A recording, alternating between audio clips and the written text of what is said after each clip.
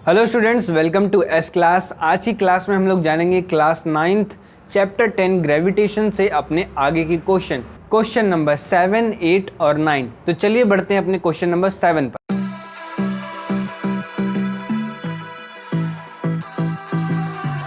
तो आइए देखते हैं क्वेश्चन 7 में हमसे क्या पूछा है और हमें इसमें क्या चीज़ें बतानी हैं।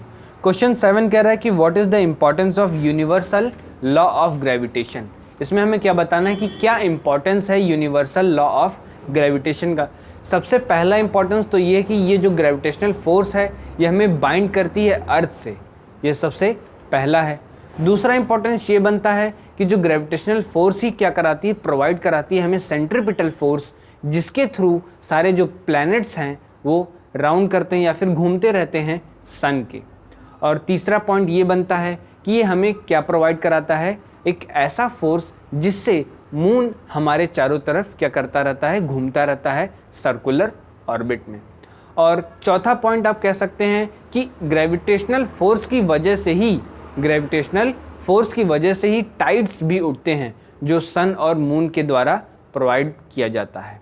ग्रेविटेशनल फोर्स ही हमें कराता है। तो चलिए अब हम लोग बढ़ते हैं अपने 8th क्वेश्चन पे। अगर आपको कोई डाउट हो तो आप कमेंट सेक्शन में ज़रूर पूछिएगा, और अभी तक आपने चैनल को सब्सक्राइब नहीं किया हो तो चैनल को सब्सक्राइब कर लीजिए। तो आइए देखते हैं अब हम लोग अपने 8th क्वेश्चन में क्या हमको दिया हुआ है और हमसे क्या चीज़ें इसमें पूछी गई हैं।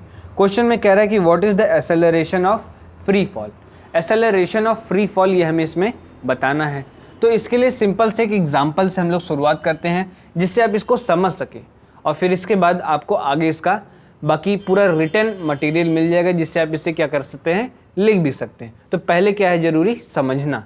तो लेट सपोज कोई भी ऑब्जेक्ट है, ठीक है, और किसी भी हाइट से क्या आ रहा है, नीचे इसको गिराया जा रहा है। अब इस पर इसको जब नीचे गिराया जा रहा है तो इस पर क्या लग रही है, ग्रेविटी लग रही है। वो ग्रेविटी कैसे, किसकी तरफ लग रही है, सेंटर, किधर लग रही है, सेंटर टू अर्थ की तरफ लग रही है। आप सभी लोग जानते हैं। तो जो ये ऑब्जेक्ट आ रहा है तो ये अपने ऊपर क्या फील कर रहा है कि एक्सेलरेशन फील कर रहा है। मतलब इस पे कैसा एक फोर्स जैसा लग रहा है जिसको खींच रहा है। वो कौन सा फोर्स है, हमारा ग्रेविटेशनल फोर्स है। और इसी को क्या कहते हैं हम लोग, इसी को कहते हैं हमारा फ्री फॉल या फिर एक्सेलरेशन ड्यू टू ग्रेविटी। क्यों? क्योंकि किसकी वजह से गिर रहा है, ग्रेविटी की वजह से गिर रहा है। ग्रेविटेशनल फोर्स की वजह से ये क्या आ रहा है, नीचे आ रहा है। और किसकी तरफ आ रहा है, सेंटर टू अर्थ की तरफ आ रहा है। क्लियर? अब इसके बाद आपके स्क्रीन पर आगे आ जाएगा, जिसे आप अपना नोट डाउन कर सकते हैं, और उसको आप समझ लिए ही हैं, उसे आप लिख सकते हैं। तो इसके बाद हम लोग बढ़ते हैं अपने 9th क्वेश्चन में। इसके बाद हम लोग देखते हैं अपने 9th क्वेश्चन में क्या हमसे पूछा गया है।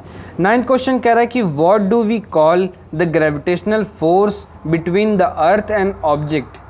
ये क्वेश्चन आप फिर से सुनिए, ये इतना आसान क्वेश्चन है आपके लिए कि अगर आपके एग्ज़ाम में आ जाए और अगर आप इसे करके ना जाएं तो ये बहुत ही बुरा होगा। इसे आप सुनिए, समझिए, और अगर आप चैप्टर पढ़ें तो आपके दिमाग में इसका आंसर भी आ गया होगा। मैं एक बार फिर से इसे रीड करता हूँ, जिससे आप इसे समझ सकें कि what do we call the gravitational force between the earth and object. Simply हम लोग इसे क्या कहेंगे, सिंपल वर्ड्स में से हम लोग कहेंगे ग्रेविटी। ग्रेविटी, यस, ये क्या है, ग्रेविटी ही है जो ग्रेविटेशनल फोर्स को बताती है। किसकी तरफ, सेंटर ऑफ अर्थ की तरफ। तो सिंपली हमारा आंसर क्या है, ग्रेविटी। या फिर अगर आप कहना चाहें, और दूसरा ऑप्शन आप क्या कह सकते हैं कि फोर्स ऑफ ग्रेविटी। जैसे अगर आपको ग्रेविटी याद आ गया तो फोर्स ऑफ ग्रेविटी भी आपको याद आ जाएगा, ठीक है। तो अगर ऑप्शन वाइज दिया हुआ है, एमसीक्यूज में दिया हुआ है, और ग्रेविटी नहीं दे रखा है, फोर्स ऑन ग्रेविटी दिया है, तो फोर्स ऑन ग्रेविटी पर आप टिक कर सकते हैं, और बस ग्रेविटी दिया है तो ग्रेविटी। 1 मार्क्स में जो वेरी शॉर्ट आंसर्स है जिसमें लिखना है, तो उसमें आप सिंपली ग्रेविटी लिख सकते हैं। क्लियर? अगर आपको ये वीडियो अच्छी लगी हो तो आप इसे लाइक करिएगा। आने वाली क्लासेस के लिए चैनल को सब्सक्राइब करके बेल आइकन पर ऑल क्लिक करिएगा। Thank you.